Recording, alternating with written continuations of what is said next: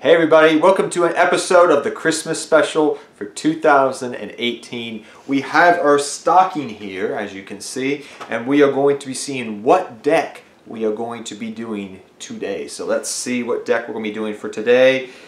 Let's see here. Ooh, I know exactly what this deck is, and you may be asking why is that, Seto, because I keep a very special deck in my regional deck box that I have. There's only one deck that this can be. And ladies and gentlemen, we are going to be doing the most amazing deck of all time. Blue Eyes White Dragon deck profile today, guys. Merry Christmas.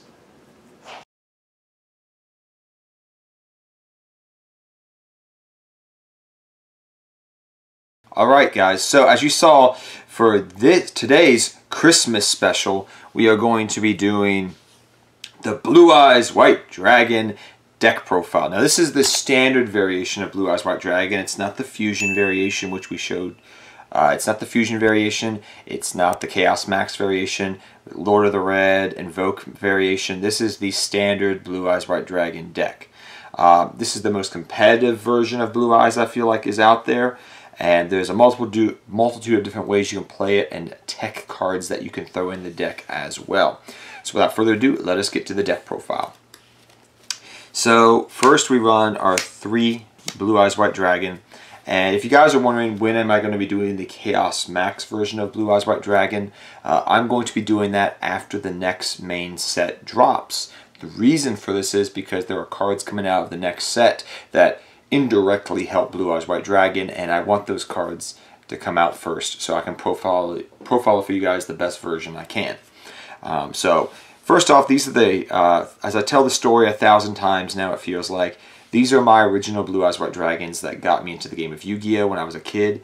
When I was 12 years old, went to Toys R Us, got 3 structure decks after watching the anime. I loved Kaiba so much, I thought he was such a badass. And I loved Blue Eyes White Dragon. I thought it was a beautiful card, and I put them in sleeves right away when I pulled them out of my Kaiba structure deck, and I kept them, and I've had them ever since. So these are my 3 original Blue Eyes White Dragon. Love them to this day. I love them to death. Next we run 3 Blue Eyes Alternative Dragon. As you guys know, this helps you go for your level 9 Synchro plays, your level 8 Exceed plays, pops cards on field. It's a very versatile card in Blue Eyes White Dragon. Pretty standard. 1 Blue Eyes Spirit Dragon. Some people like running 1 of this. Some people like running 2 of it. It's up to you to decide what the variation is you want to run of this card. I prefer 1 of nowadays in the standard variation. My deck is super tight, and I just cannot find room to run a second one. But I definitely like running 1 Blue Eyes Spirit Dragon. You can easily get him out of the deck and just keep abusing him and reborning him and banishing your opponent's back row, getting around problematic cards, and so forth and so on.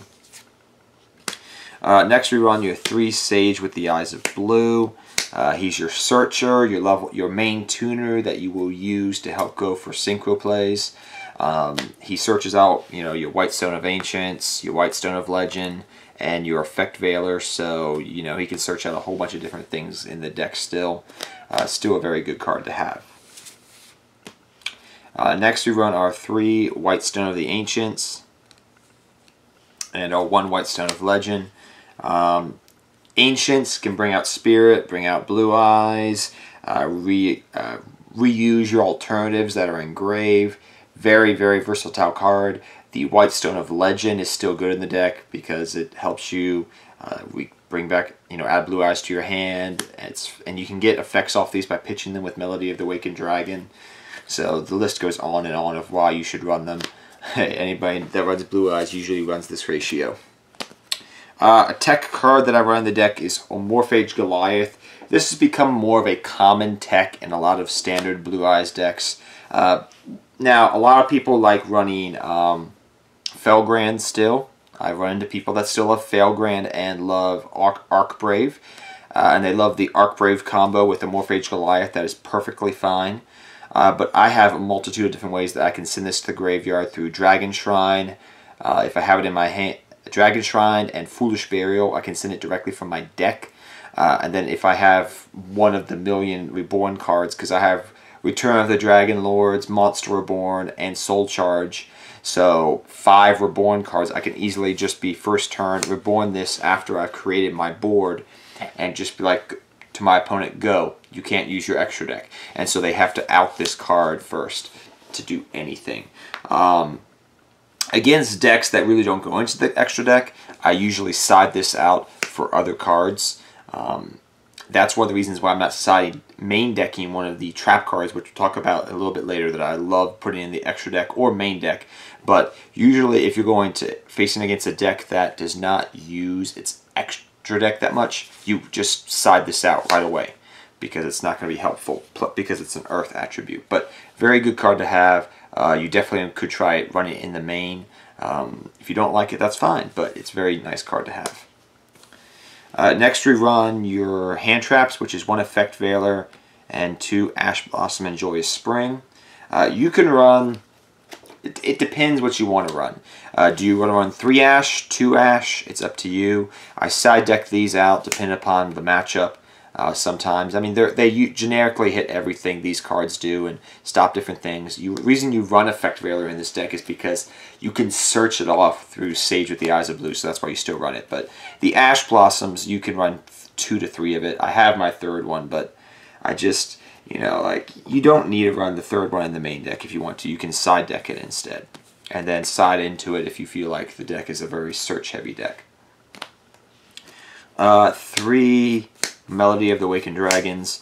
This searches out your alternative and your Blue Eyes White Dragons. So Blue Eyes White Dragon and alternative. You can search this out through Melody of the Awakened Dragon. Pretty standard. And plus, when you're usually discarding, you're getting an effect. It just sucks to be Ash Blossom with this card.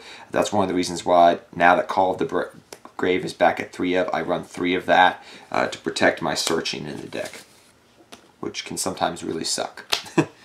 Next we run our 3 Trade-In.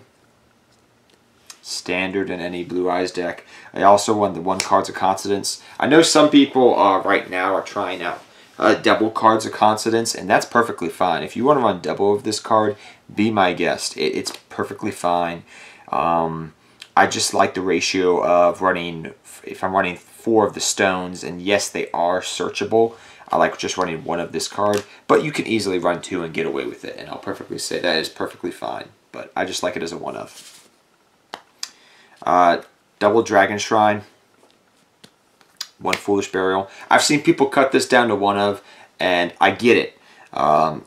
In non-standard Blue Eyes Dragon decks, this is a 1 of, if any. In standard Blue Eyes, it's a 1 of, because it's a starter card for your deck. It starts your engine up. This is your starter card for the deck. You get a brick hand, this will help unbrick your hand. Foolish Burial is just another way to set things up in graveyard, because that's one of the things Blue Eyes loves to do. Send monsters to the graveyard, reborn monsters from the graveyard. Send stones, send the stones to the graveyard. Get effects off the stones. You get where I'm going with this. So I just like the Foolish and the double Dragon Shrine in the deck. It just helps out. Next we run 3 Return of the Dragon Lords. This is amazing. I remember back when Blue Eyes was meta. It feels like forever ago now. People wanted this card limited because it's not once per turn. Never ever forget this if you're just getting into playing Blue Eyes this coming year. This is not once per turn. That's why this card is busted. And it gives you protection. Next we run the 1 Silver's Cry, still in the deck. Happy for the rarity bumps of a lot of these Blue Eyes cards this past year. Soul Charge. It's Sack Charge. It's a win con. Come on. You set up your graveyard well enough. This is a win condition. Oh, and Monster Reborn's back. Why would you not run it? I don't know. Alright. Now on to some 1-ofs. You may question this. 1 Bingo Machine Go-Go. Now, I have double Bingo Machine Go-Go. I have a playset of this, but from playtesting, I only like this as a 1-of in the standard variation. In the ritual variation, it's a little bit better, and in that variation, I like it as a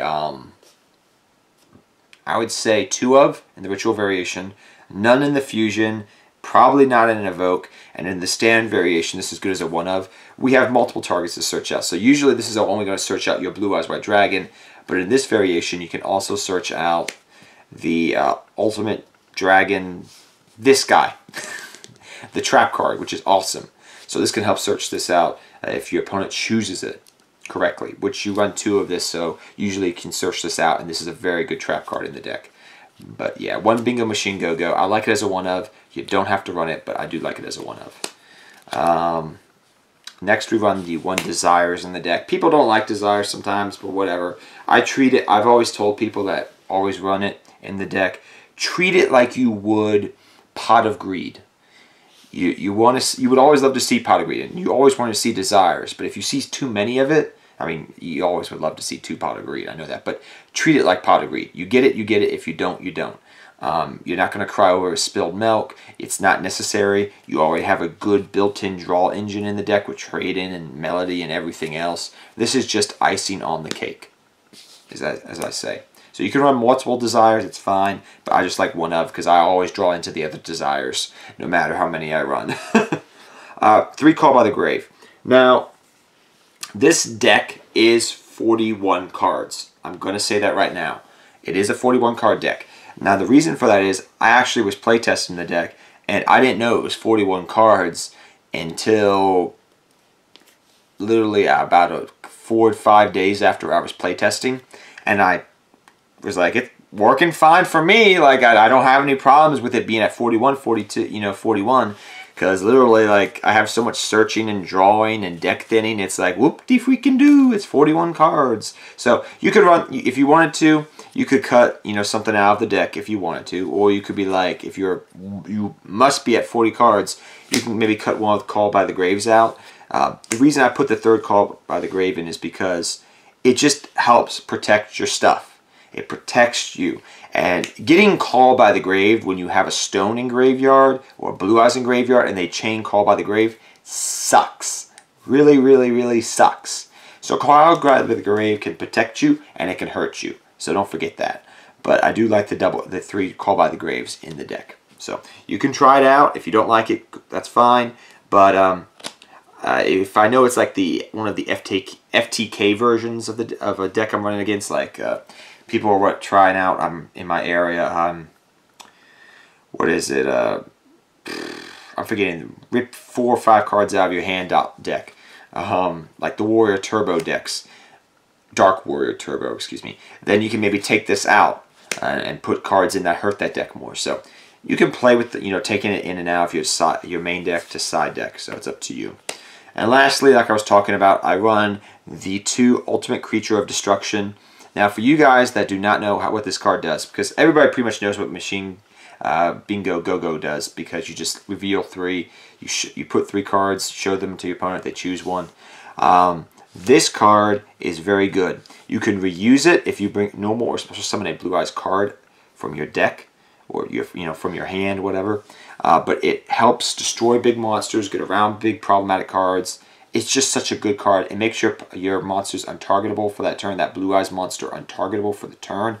It's really, really, really, really, really, really, really good. I really, really, really like this. I try it at 1-of, and then I try it at 2-of, and I really like it. I really do. So definitely try this out in your deck, your Blue Eyes deck as a 1 or 2-of. I really like it. Really nice card to have in the deck. The Ultimate Creation of Destruction. Love the card. Now, on to the extra deck. We have Dragonite, because I love Pokemon too, and Dragonite's my favorite Pokemon. Like, go figure, I like dragons. House Targaryen for life, for my Game of Thrones fans out there. Token, because we got to have our Kyber tokens in our Field Center. Next we have our 2 Blue Eye Spirit Dragon, our 2 Azure Eyes, standard Blue Eye stuff. 1 Starter Spark Dragon. You can use this to help go for your level 8 Exceed plays, as well as it helps with when you main deck and put into the deck your Floodgates, aka, which we'll talk about here in a second, goes in match. Then you run your Black Rose Moonlight Dragon and your Crystal Wing. And the people always ask me, how do you go into Crystal Wing? It's pretty simple. You pretty much go, bring Black Rose out on your turn. Okay, so you're going to go Spirit Dragon, effect on your turn, after like if you didn't use, you made Spirit Dragon, you went off, you gave your opponent past his turn, comes back to you. You go Black Rose Moonlight Dragon, bring out, normal summon a level 1 tuner, which you have multiples of, go into Crystal Wing. Still pretty standard. We did used to use Ancient Fairy Dragon, but that's banned, so I can't do that anymore. Sad face. But Crystal Wing is still good in the deck, either way, as long as you're running the level 7. For your level 8s, I run one number 38 Hope Harbinger Titanic Galaxy. One number 107 Galaxy Eyes Tachyon Dragon. I put this back in the deck because this actually really helps out against Thunder Dragons. Really helps you out against Thunder Dragons. One Galaxy Eyes Cypher Dragon. One Galaxy Eyes Full Armor Dragon, Photon Dragon. 195 Galaxy Eyes Dark Matter. We also run Galaxy Eyes Cypher Blade, which is pretty much Trident. Then we run 2 Hippo Shinigami and Link Kuribo, which is Link Kuribo.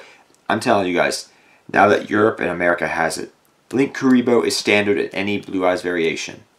Hands down, you run this card in the deck, because if you just go Sage and that you normal summon Sage and do nothing else, you can easily go for Link Kuribo to at least bide you some time, and you can actually bring this guy back. So Link Kuribo is standard in Blue Eyes right now, I would say.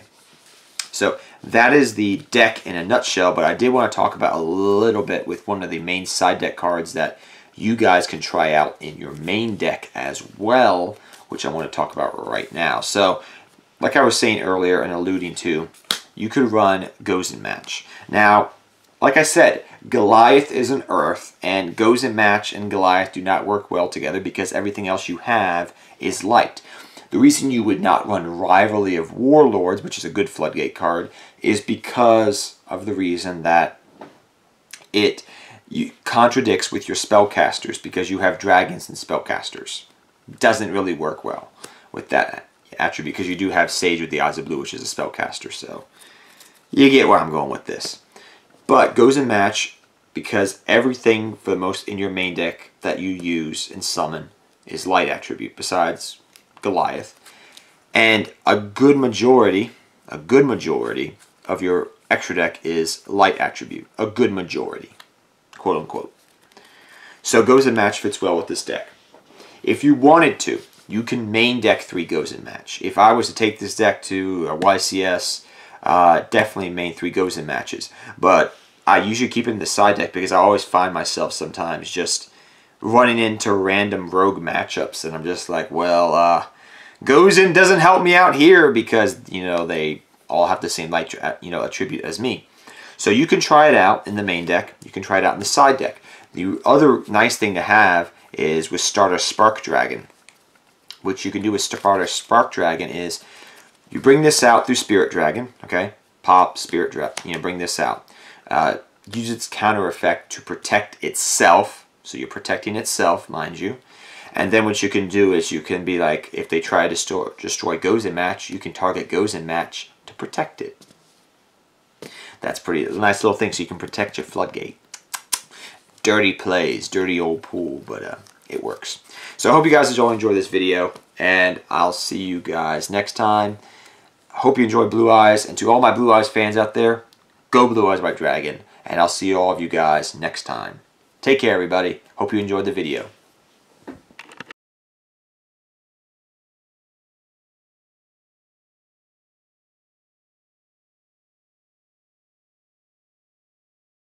Pop cards helps you go for a level 9 exceed level 6, excuse me, level 9 exceed.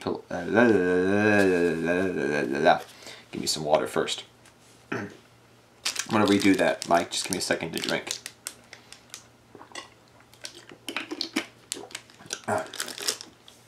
Mouth was too dry.